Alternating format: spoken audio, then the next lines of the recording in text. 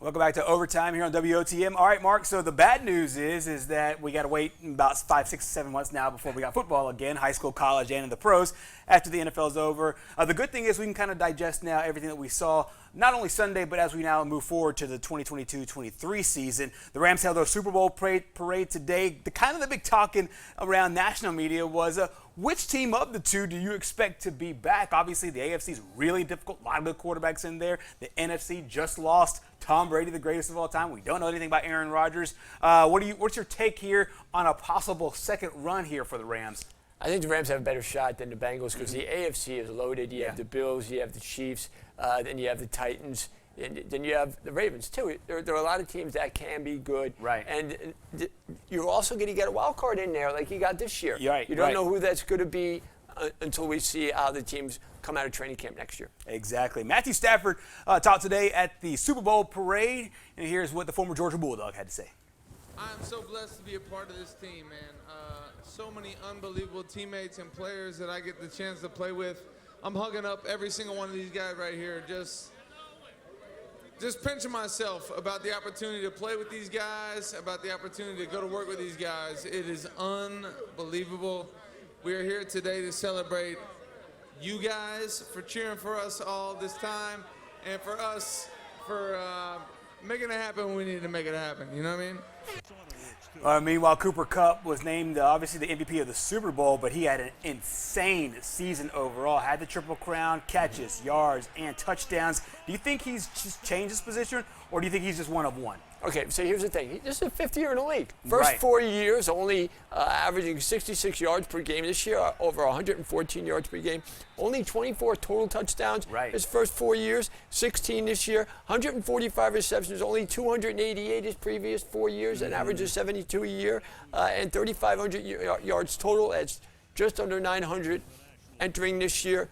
Almost 2,000 yards. Right. And it came within an eye lapse of breaking the all-time record for a single season. Exactly, and he was just incredible. Comes from a small school. Is not a big Eastern Washington, not a big name guy. Yeah, right. But he was able to kind of put himself in one of the greatest seasons we've ever seen from a wide receiver. And Andrew Whitworth, his offensive tackle, talked about how good number 10 is. If you take the words discipline, commitment, consistency, and an elite level performer and put them together, it's the definition of the guy standing behind me. Because every single day he never changes. Every single moment doesn't change how he lives his day. When he wakes up every day, it's the same plan: attack, success. And to me, it's the greatest example for every young athlete standing out there that wants to make something of themselves. This guy wasn't some 5-star recruit out of high school. He lived it every day of his life to become who he is right now in this moment. So every kid in America, you want to know what chasing success looks like? Look at this MVP, Cooper Cupp. Do you think he knows that the Super Bowl trophy weighs only 7 pounds? I don't know if he probably not, because to him it probably weighs the same amount as the hamburger he ate earlier in the day. All right, so we got the odds up for the 2023 Super Bowl 57. I know it's a lot to digest here, but you got your Chiefs and your Bills kind of sitting up top. Some surprises up top as well. Do you see any dark horse teams compared to what you saw last year, maybe something you saw in the playoffs that to look out for going into next season? The Colts. The Indianapolis Colts. Yeah, I thought going into the playoffs they were going to be a dark horse, and then they totally, the bed against the Jaguars. Right. Who knew that was going to happen in a year that seemingly those kind of losses happen to good teams? And where are the Jets? The Jets, come on, man. Close to dead last. This full screen graphic, let's take you behind the scenes here. This full screen graphic can only hold about 20. It can't hold 32, but they're down there at one of the bottom teams. However, you get great value. $100 on them, you get $15,000. Dolphins also. Yeah, same thing with the Dolphins. AFC East outside of the Bills, I don't know about. Really low as well. I am really intrigued though. The Cowboys have the exact same chance as far as the odds go as the team that ended up getting there, Cincinnati Bengals. I don't know. What is the obsession with the Cowboys? I don't know what it is. It's marketing, and they know how to brand that thing. But Troy Aikman ain't walking through that door. Michael Irvin ain't walking through that door. Neither is Deion Sanders or Jimmy Johnson. Exactly. They probably need all of them to make it happen. Okay, well, also let's spring forward to the teams that hired new coaches today. All 9 of the vacancies have now been filled. Kevin O'Connell, the Rams OC, fresh off the Super Bowl championship, now the Vikings head coach. of the teams that have a new coach, what team do you think can maybe have a nice sprint in year one? Look, I like Kevin O'Connell. I think he's got a pretty good offensive mind. What I don't like is why Josh McDaniels? I mean, come on. Yeah. I know he comes out of that great Belichick coaching tree, but he's had his shot.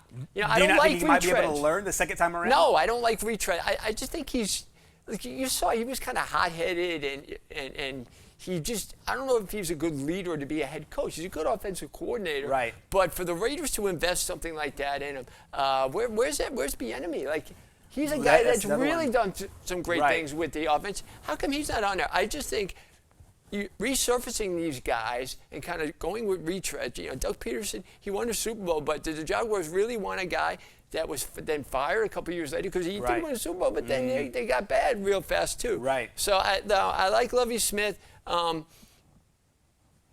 Dayball, I think, can be good, but it's hard to win in New York for Giants because everybody compares still to Bill Parcells. To Parcells, okay? Exactly. It's unfair. Right, even though you had two more Super Bowls won by Tom Coughlin. By Tom Coughlin, who was a great coach in his own. It's still like that part of lunch pail, blue collar type coach. I don't know if he can be as successful because Judge was like that and he wasn't successful. Exactly. I think there's a sneaky team up there that could be, based on the ending of last year, and maybe they carry some momentum.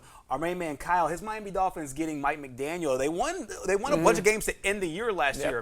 On the very edge, very talented team of the playoffs. Exactly. We'll see how they do as they move forward into next year. Coming up next year on Overtime, we'll talk a little high school basketball. Some scores to pass along as the regional round gets started across the state. 2 minutes.